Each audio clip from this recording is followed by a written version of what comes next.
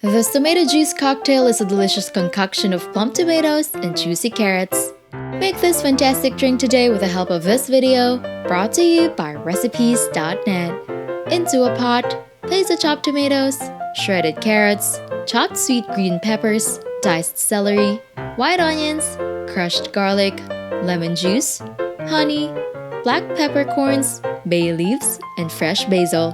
Let it simmer over low heat for 45 to 50 minutes, stirring occasionally until the vegetables are soft. Then, strain the vegetables from the juice, pour into glasses, and serve with a slice of tomato.